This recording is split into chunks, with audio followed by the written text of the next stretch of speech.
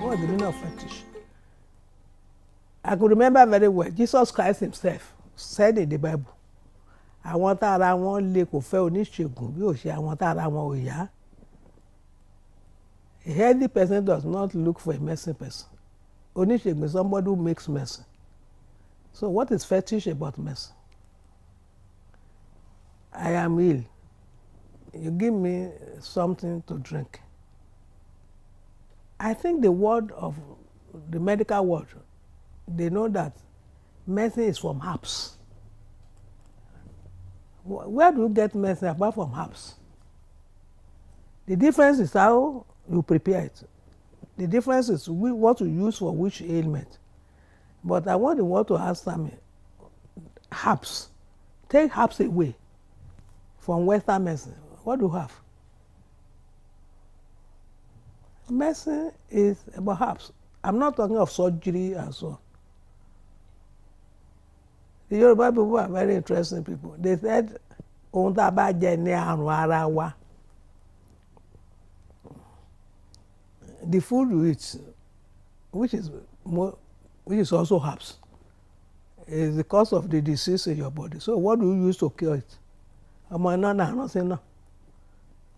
Now, I don't know who will tell me that herbs are not for medicine. I think the problem is that sometimes in traditional society, when you are given a material to take, they may ask you to say some incantations. I'm not going to defend that. But making malaria agbo concoction, what is fetish about that? Do you know how old I am? I am 80 going to 81. I don't use glasses. I don't know why. Because I use one leaf, which is vegetable. I take it in the morning, I squeeze it, I drop the water in my eyes. I not use glasses until I die. One single leaf, I will not mention the name. One single leaf. That's it. I was taught a lesson that, I could remember a vice chancellor of the University of Lagos was a professor of medicine, and he believed in traditional medicine. So when he launched this book, another professor of medicine scolded him that he should not over-exaggerate the Yoruba medicine, that even for ordinary pile, the Yoruba have no cure for pile. And there are 3 stages of pile. When you pass excreta, there's only mucus. That's the time you pass excreta, there's mucus and blood. The third one, which is serious, is when they have to cut away your anus because there's nothing they can do about it. But the danger is once it is cut, if it comes back, you must die. Let me say what I'm not supposed to say. Send the last one to me and I will cure it. Instead of cutting, if you see somebody who say none must be cut, and there's only one herb for curing it, the bark of a tree, just one. I know the problem we have is that I think throughout our education, we were not taught to do research. For you to condemn Yoruba herbs, you may. Have you researched into their efficacy?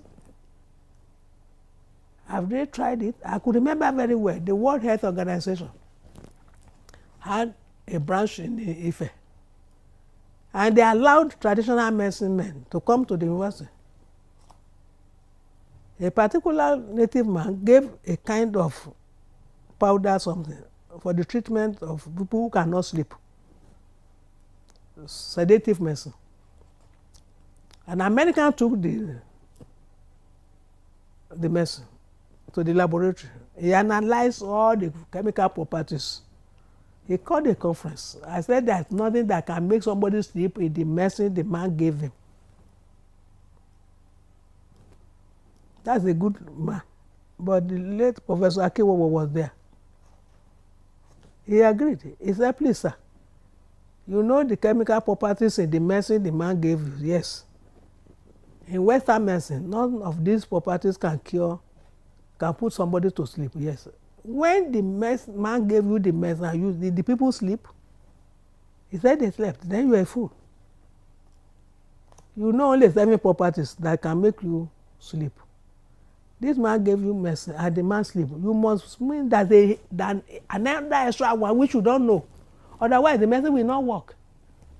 If there is no sedative in the medicine, you use it several times. Each time you use it, the man you gave or the woman slept.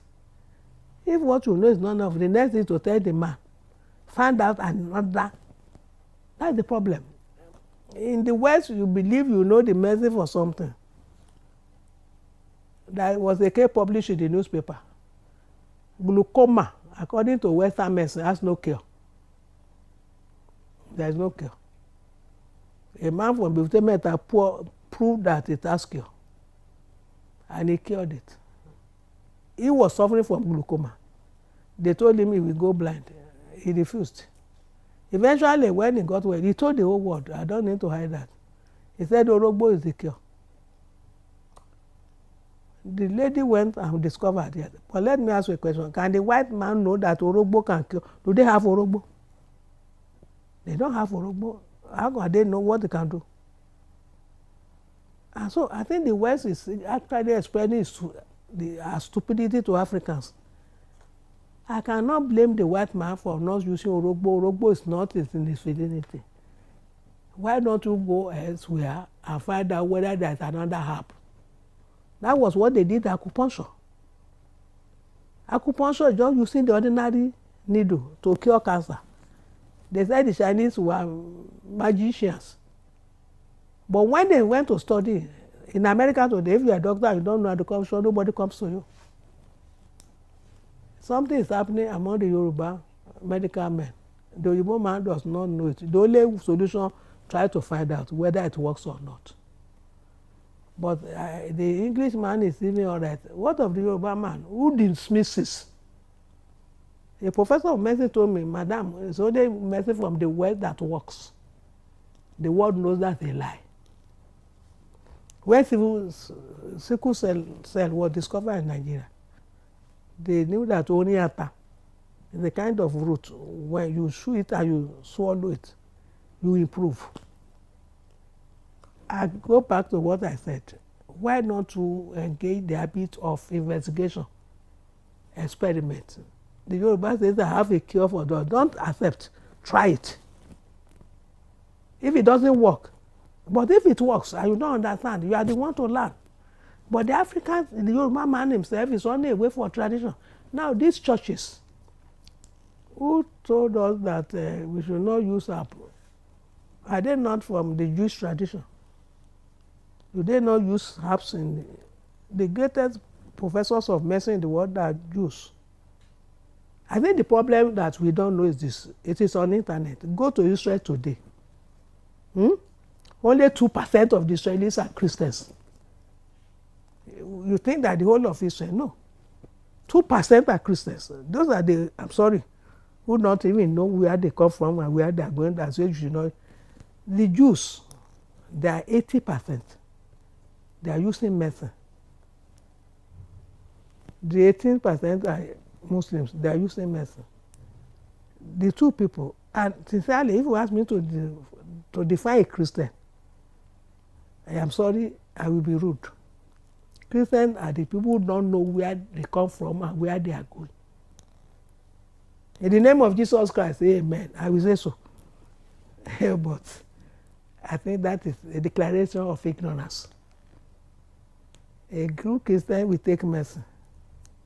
A good Muslim will take medicine. A Yoruba man will take medicine. If your religion is taking you to a level, don't take medicine. We cannot force you. But you have to be careful you are not committing suicide.